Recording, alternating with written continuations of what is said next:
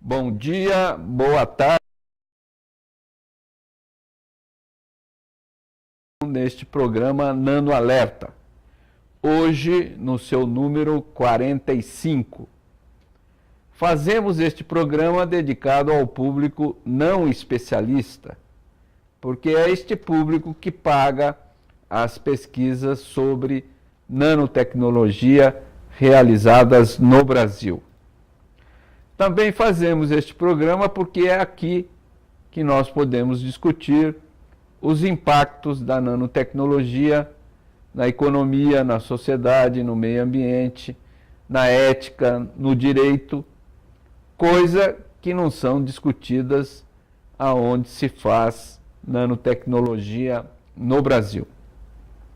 Por fim, fazemos este programa porque acreditamos que ser livre é ser bem informado e a divulgação científica contribui, colabora para o aprofundamento da democracia e da cidadania no Brasil. Hoje, conforme tínhamos anunciado, nós estamos conectados já com a ALINE REICHOW, diretamente da Europa. Creio que ela está na Holanda, e com quem nós vamos discutir hoje as contribuições da análise dela sobre as contribuições das entidades não governamentais para com as questões relativas aos nanomateriais no que toca à saúde e segurança ocupacional.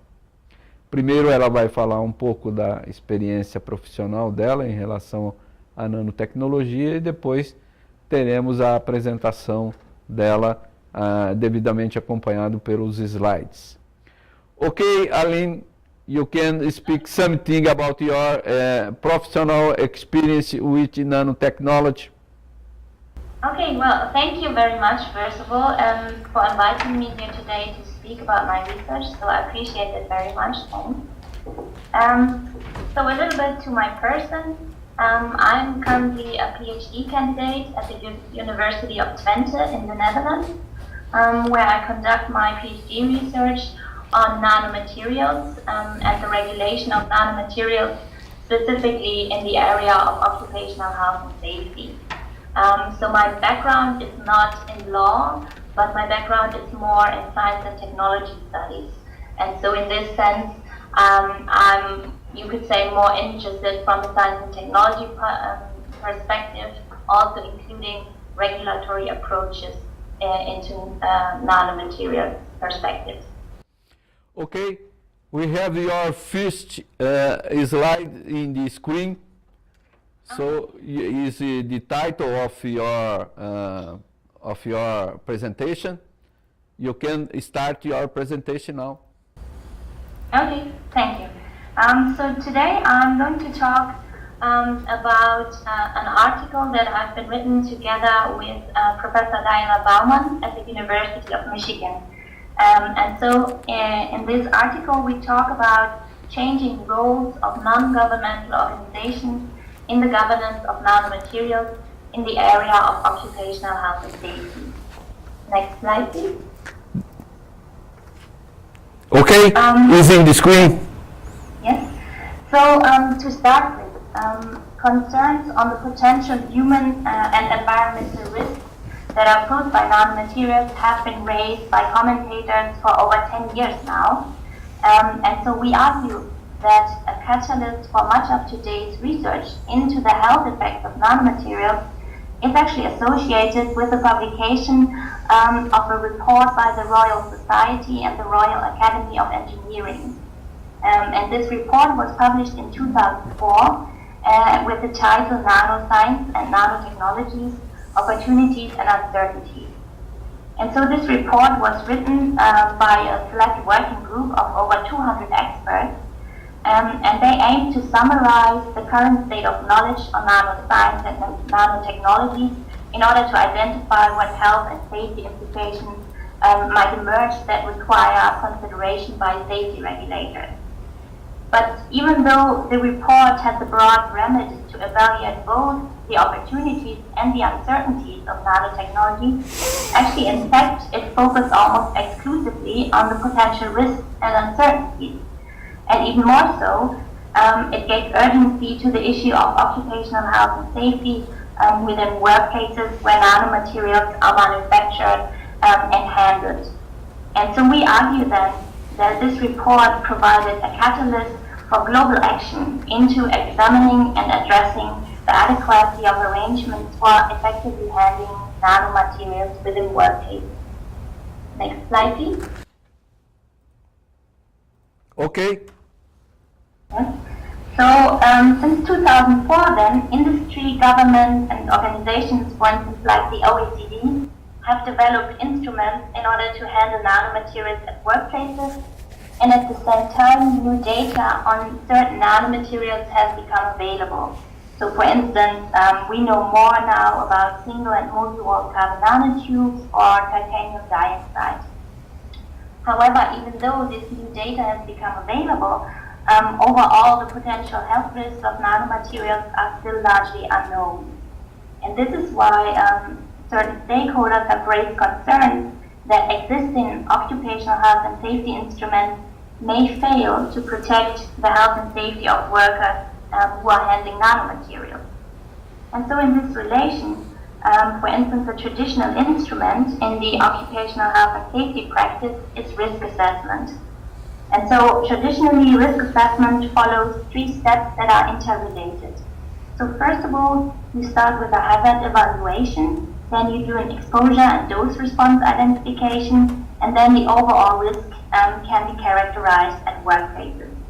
But so when you try to apply this risk assessment approach to nanomaterials, this is currently very difficult because for most nanomaterials, the necessary fundamental scientific data in order to do all of these steps is still missing.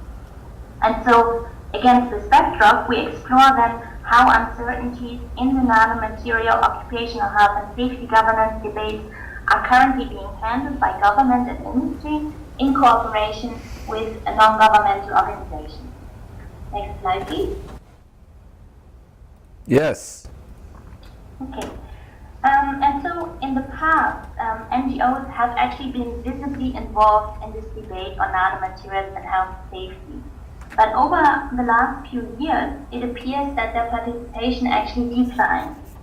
And in this relation, we ask 2 questions. So first, how can we actually explain the decreasing involvement of NGOs in the debate? And secondly, what roles could NGOs then play in the future governance of nanomaterials? Next slide. Yes. So when we look at the literature on NGOs, there are a lot of examples that show that NGOs can actually influence public policy. To take one example, that is the issue of depletion of the stratospheric ozone layer that protects the Earth from excessive radiation from the sun. And so this topic has been debated since 1970. And then in 1972, during the United Nations Stockholm Conference, the issue was also covered, and a lot of researchers called for more research on how human activities actually influence this issue. And so then this conference also provided the impetus for a range of research starting in this area. And at the same time, the issue was covered extensively by media. And this then created concern in the general public.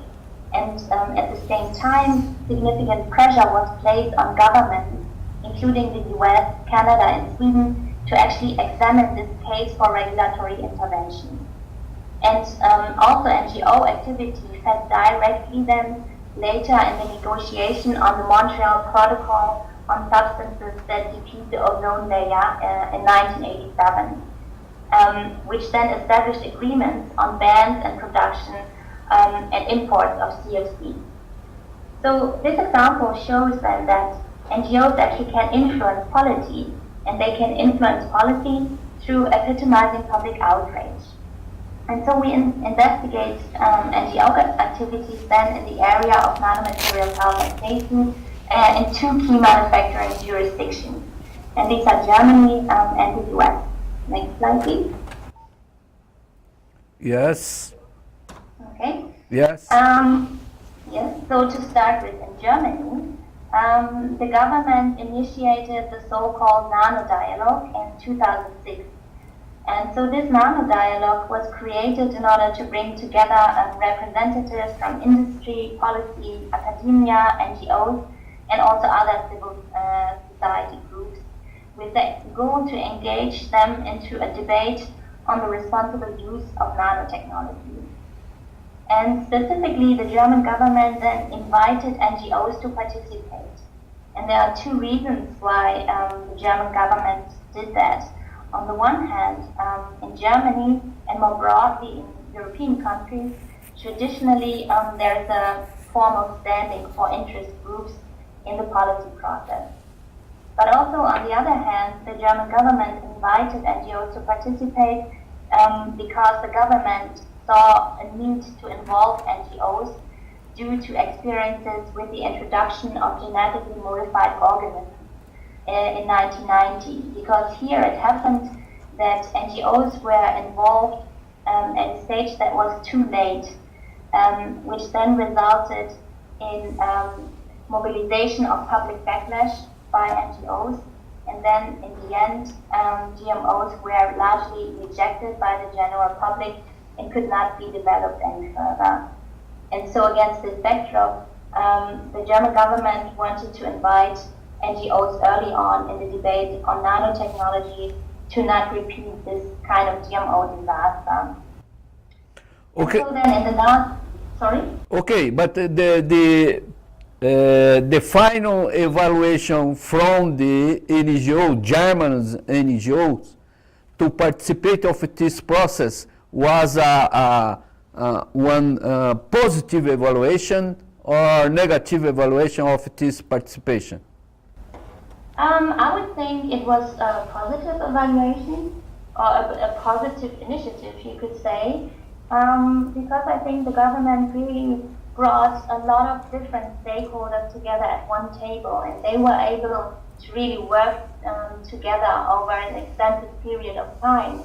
And even today, a different kind of nano dialogue is still continuing, and people are willing to participate. So in that sense, I think it was a very good initiative. Okay, you can continue. Okay. So in the nano dialogue, then a very broad range of topics was actually addressed, and occupational health and safety was one aspect. And a working group in the nano dialogue then developed 5 principles for the responsible use of nanomaterials, and they also developed guidelines in order to implement these principles by industry. Next slide, please. Yes. Okay. So various NGOs actually participated in the nano dialogue. And one of these NGOs was also engaged in the area of occupational health and safety. And this NGO was Friends of the Earth Germany, or in Germany it's abbreviated BUND. And so BUND representatives then participated in the working group of the nano dialogue. But what is interesting then is in the follow-up initiative of the nano dialogue, the so-called Nano-Fachdialoge, between 2011 and 15, the participation of this NGO appears to have declined. And so the question then is, what are the reasons for declining NGO activity? And we argue then that the BUND was indeed less engaged in the debate because it was actually dissatisfied with the outcomes of the nano dialogue. So while the stakeholders, and that includes the BUND, indeed succeeded in developing these 5 principles for responsible development of nanomaterials, the issue of industry commitment to these principles and implementation of these principles caused continued disagreement among NGOs and worker representatives on the one hand, and industry on the other hand. So on the one hand, industry argued that these 5 principles should be implemented indirectly through already existing industry good governance instruments and risk management tools. So for instance, the chemical industry responsible care program. What you can tell for us about the trade union or the syndicate or German syndicates in this process? About what? About the trade unions, German trade unions or German syndicate in this process? Well, in Germany there's a tradition for these bodies to participate in governance and regulatory processes. But so what was new was actually that NGOs was really involved from the very start in this debate. So that was new with nanotechnologies, you could say. And so in that sense, the dialogue, I think, was successful because it was possible to bring in NGOs, and they were actually, they could actually develop these 5 principles. But so on the other hand, the dialogue was not successful because the NGOs were, they were not happy with the outcome, but I will go into that now. So you think there are some contradiction between these Friends of the Earth in Germany, BUND, and the syndicates and trade union? Oh, I'm sorry. No, I'm not really. No, I'm not really talking too much about trade unions. But in general, you would think that NGOs and trade unions are more or less on the same page. Yes. Okay, you can continue. Yes. So the industry then argued for the indirect or implicit implementation of these 5 principles. But at the same time, then the BUND argued that implicit commitments to these principles would make it impossible to actually identify companies that manufacture nanomaterials, and in that way to be able to call upon their commitment to implement the nano-dialogue principles. And more importantly, this approach would actually contradict to one of the nano-dialogue principle, and that was principle 2, which was called transparency. So thereby it would impede the accessibility of safety and health related data if industry would implement these principles only implicitly. So what is interesting here is this issue of availability and transparency of information, because this was an issue that was already very important in the debate of genetically modified organisms. Because here, German stakeholders have experienced that public backlash may actually adversely impact on innovation. And these experiences, we think, explain why questions as to who gets what type of information, when and why, were debated intensively among nano-dialogue participants. And these questions were actually central points of disagreement among the NGO and industry. So overall then, BUND was dissatisfied with the nano-dialogue. While they have managed to develop these 5 principles, they argued that in the end, industry would not have implemented these principles in their companies at large scale. So therefore, in the end, the BUND concludes that so-called voluntary self-control would not work, and therefore we would need laws to protect actually the environment and consumers from the risk of nanomaterials. And as long as risk data would be absent, then the use of nanomaterials at workplaces should just be banned altogether. So the question in this relation is this claim realistic in view to the NGO's potential to epitomize public outrage? Next slide, please. Okay. So the short answer is no, because when we consider studies on public perception of nanomaterials in Germany, we see that generally the German public is very positive about nanotechnology. And this is because in the early days of nanotechnology, in 2005 and 6, media coverage on nanotechnologies has started to stress the various benefits of this technology, and they stress the benefits in relation to particular products that were relevant for citizens in their daily lives. And so this actually then created a generally positive atmosphere towards nanotechnology. And this positive atmosphere has prevailed until today in Germany. And in contrast, in the debates on GMOs, citizens probably did not experience clear benefits of this technology, but it was rather multinational agrochemical and agricultural biotechnology firms that profited from the use of GMOs. And when NGOs then at the same time started to emphasize the potential risks of GMOs through large-scale media campaigns, it would appear to make sense then from the citizens' point of view to reject this technology. But with nanotechnologies, they were never sold to the general public in a comparable way as GMOs. So therefore, it would appear that it's less useful for NGOs to epitomize public outrage. And then in the end, this actually led in Germany to their decreasing engagement in the debate on nanomaterials. And also in the US, in the second case, we see that NGO engagement seems to decrease. But here the reasons are different. Next slide.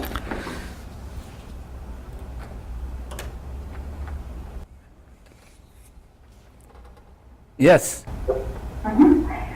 So compared to Germany, the US government did first of all not formally or at least publicly engage the NGO community through strategic stakeholder debates. And this is actually not surprising given that the federal government is generally reluctant to do so because in the US political environment compared to Europe, they are less responsive to NGOs and generally interest groups. So these bodies traditionally do not have a formal standing in public policy processes. So generally in the US it is difficult for NGOs to actually influence policy. However, in the context of the National Nanotechnology Initiative, the NNI, which is a federal research and development initiative, NGOs have actually been involved in debates on environmental health and safety aspects of nanomaterials. So the NNI was launched by President Clinton in 2001, and as of today, about 20 departments and agencies have been involved in this project. And also part of this project has been research on environmental health and safety aspects. And in this relation, a series of workshops has been organized in 2009. And in these workshops, various NGOs participated actively. And one of these NGOs was also active in the area of occupational health and safety. And this NGO was the Environmental Defense Fund, the EDF. Next slide, please. Yes. So representatives of the EDF participated in the first of NNI's workshops in 2009. But it's interesting to see that in 2011, the EDF seems to have abandoned the topic of nanomaterials health and safety, and instead it focused its engagement on general chemicals policy, and more specifically the debate on the Toxic Substances Control Act in the US.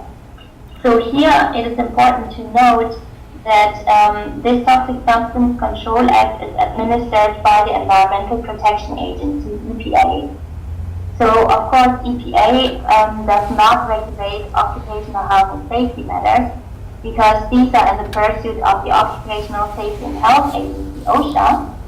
However, it's important to note that EPA's regulatory mandate actually covers human health issues, which are also relevant for occupational health and safety. And OSHA that has access to such information of EPA under certain circumstances. It's interesting to note that OSHA itself has largely been inactive in federal policy in the regulatory arena on nanomaterials, and instead EPA has taken leadership in this area. So therefore, it appears that the EDF, the NGO, was frustrated with EPA rather than OSHA approaches on nanomaterials that are relevant for occupational health and safety. So the EDF actually criticized that the NNI would not have a systematic approach to closing data gaps and assessing the potential risks of nanomaterials.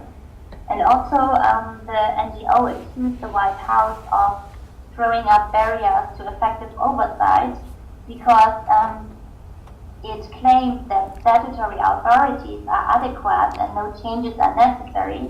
However, EPA has actually identified major challenges in implementing or applying relevant authority to nanomaterials. And so in this regard, on information and data collection on potential nanomaterials risks, the EPA did identify challenges. However, the NGO then criticized EPA's approach to collecting this data in the context of the EPA voluntary reporting program for nanomaterials, because this program was meant to collect information from industry on nanomaterials, including health and safety data relevant for occupational health and safety practices. But the EDF was frustrated with EPA's, they call it inexplicable delays in launching this voluntary reporting program. And therefore, the program was actually considered a failure because industry response rates were very low. So industry provided information that nanomaterials were used, but they did not specify this information. So they did not characterize the nanomaterials they would use. And this is why the EDF then sees or considers industry as being unwilling to disclose important information. This illustrates from point of view of the EDF that EPA has overall limited powers in relation to chemicals to actually gain this kind of important data.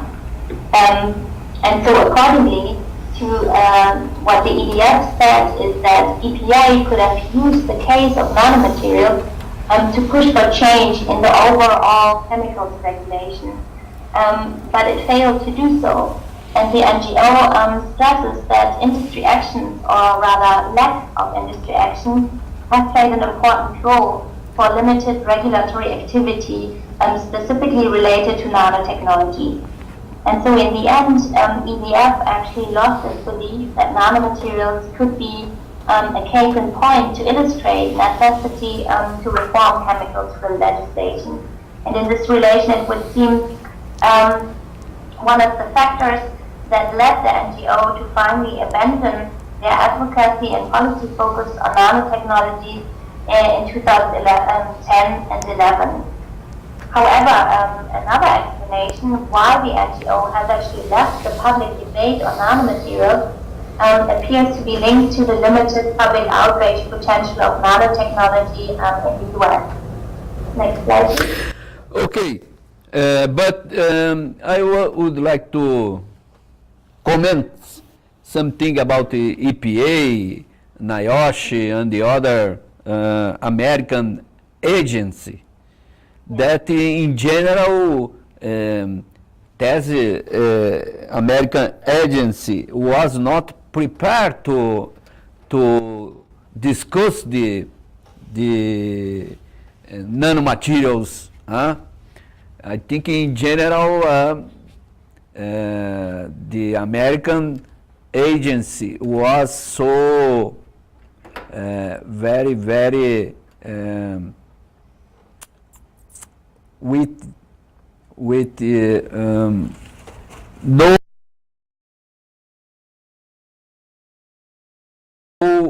budgets adequate budget to discuss the problem from nanomaterials. Huh? All right. So the EPA has actually started to become engaged in the area of nanomaterials in 2008 already. So there, at that point, they saw already the need to become active. And that means to start with collecting health and safety data based on which we can actually understand whether there are health risks of nanomaterials or not. And so they saw a need to become active. However, you could say of internal problems or more political debates in the US, the EPA actually could not really live up to the promise of this program. So they did not manage to get the information they needed. And in that sense, you're right in saying that they were not able to do anything anymore. So I would say it's a combination of a variety of factors that led the EPA to not be very active in the area of nanomaterials. Okay, the next slide is in the screen. Okay, thank you. Right, so about the public outrage potential of nanomaterials in the US. So unlike preceding technologies, with nanotechnology, there has actually been an attempt by the US government and industry to take a more proactive approach to addressing potential risks that are associated with nanomaterials. And this actually includes funding of safety research under the NNI as well as industry activities. Well, you could argue that these activities have done little, also because there's a lack of any adverse events that are actually associated with nanomaterials. So this has made it actually difficult for such stakeholders to ready public outrage. And both the EDF in the US and the German BUND then laid actually ground to press for change through epitomizing public outrage, because the US and German public perceive nanomaterials largely as beneficial. And so you could argue that against this backdrop, the traditional role of NGOs to epitomize public outrage seems obsolete in the case of nanotechnology. And this is why when we argue that NGOs can actually play a different role in the governance of nanomaterials in the future. Next slide, please. Okay. Right, so today, as I said in the beginning, the risks of most types of nanomaterials are still largely unknown. However, we can expect that actually additional data on the potential health and safety risks of nanomaterials will become available in the short to medium future. And in reaction then, public perception of nanomaterials, including those of workers, may become less positive and more reluctant to the use and the development of this technology. And should this situation occur, then it shall be a challenge to communicate risks to a public that has generally limited knowledge about this technology. So this means that appropriate communication strategies shall need to be put in place, and these communication strategies need to be managed by an independent, reliable body, which can be expected to provide credible information and to not have hidden interest in the debate. And essentially, an independent body shall need to be trusted by the public. So when we look at various international studies on the public perception of nanotechnology, we have indications that citizens actually trust scientists most as sources of information on nanotechnology. And so citizens trust that scientists would communicate information on the risks of nanomaterials in a credible manner. Aline, Yes. this sits in truth scientists, most of the source on information in nano. This is in the Europe or the United States? So the studies that we looked at were in Germany specifically, but also in the US, and other studies were also in Australia. So it's a mixture of international studies, but it's interesting to see that in all of these studies, independent on the country they're coming from, citizens seem to have most trust in scientists. Yes, I think in general, citizens trust in scientists.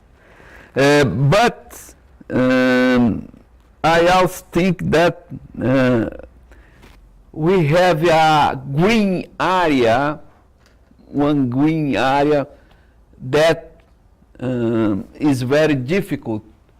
The citizens believe in scientists because scientists in this green area, scientists and the companies is one merged things. So many scientists is making research by companies. Okay, yes, of course. So it's very difficult to trust something in scientists that also is working for companies. Yes, that is very true. And I'm not sure in how far that it was actually specified in the studies that we looked at, but I'm quite sure that in these studies, when citizens were talking about scientists, they were referring to scientists that were working for universities, so not for companies. Yes. So you think that the NGOs propose can change because this kind of situation about scientists and the companies? I'm not, can you repeat your question? Yes. If we have many scientists working for the companies in the research, and you think that is because that the NGOs make the propose to change something about the nanomaterials and occupational health and the safety? So my answer is not really related to this paper now that I'm talking about, but generally in my PhD research, I actually look at collaborative networks that involve scientists from business, but also scientists from academia, regulators, research institutes. So a multitude of actors from private and public spheres that come together to actually work together and push forward nanomaterials and trying to uncover the health risks of nanomaterials. And so in this context, scientists of businesses, large-scale companies like DuPont, they are engaged in a larger set of actors who interact and work together.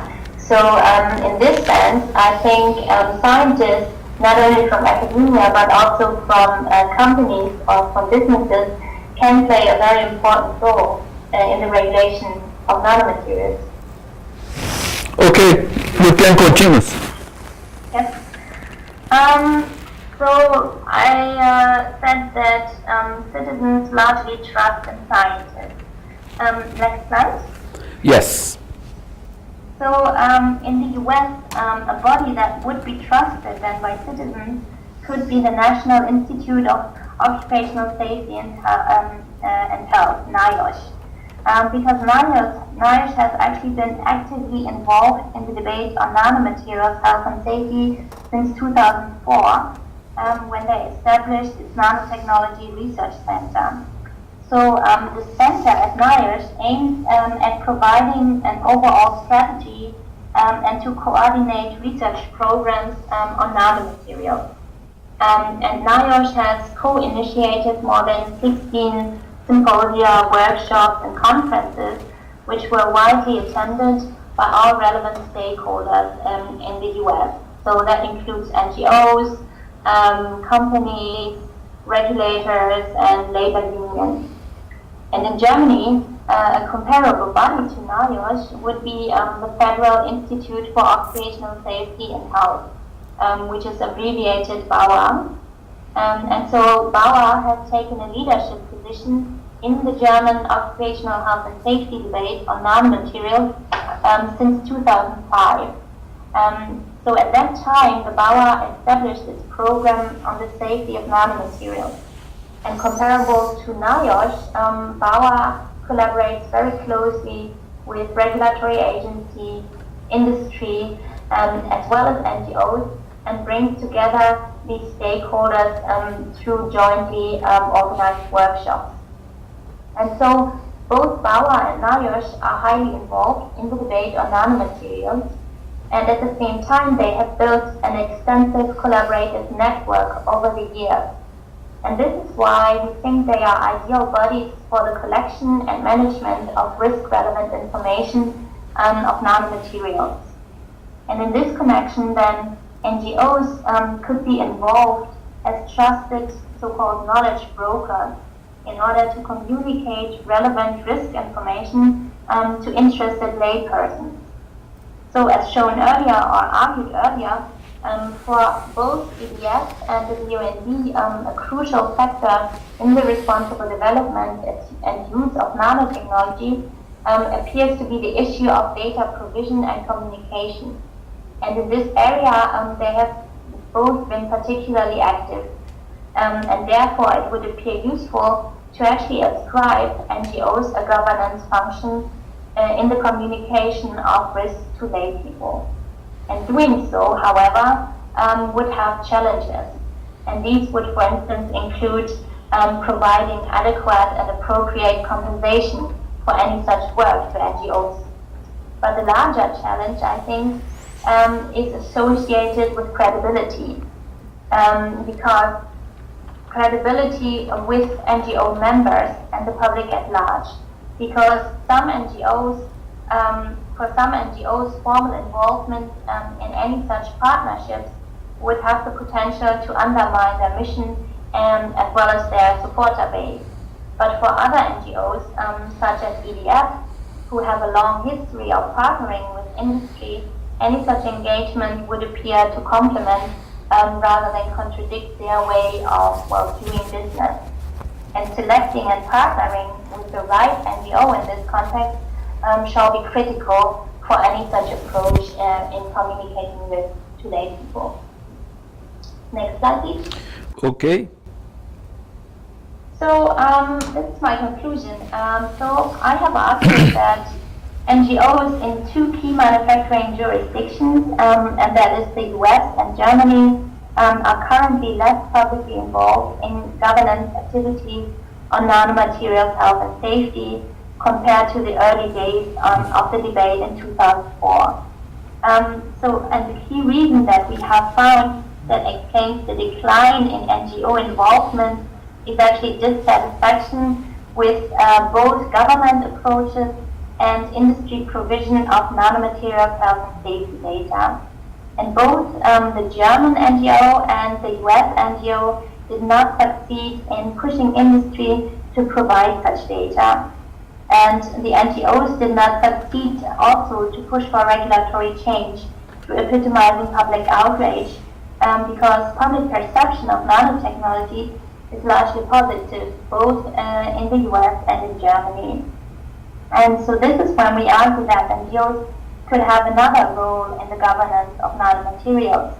So they could collaborate together with independent research institutes and act as trusted knowledge brokers.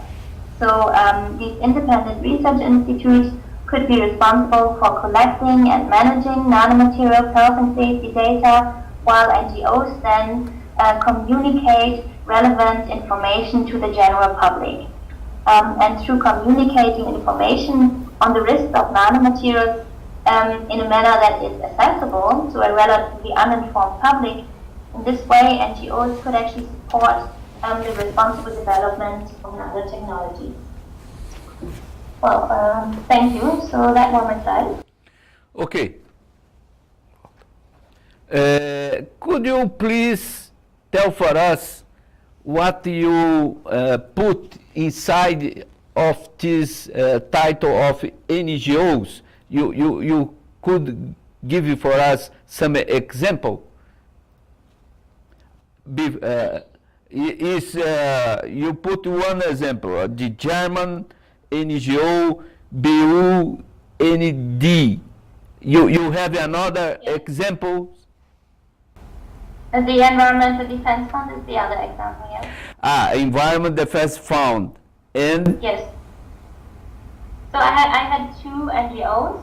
On the one hand, in Germany, the BUND, or if you translate it, Friends of the Earth Germany, and in the US context, it was the Environmental Defense Fund, which is abbreviated EDF. And so these two NGOs are the only ones that we could identify that are active in the area of occupational health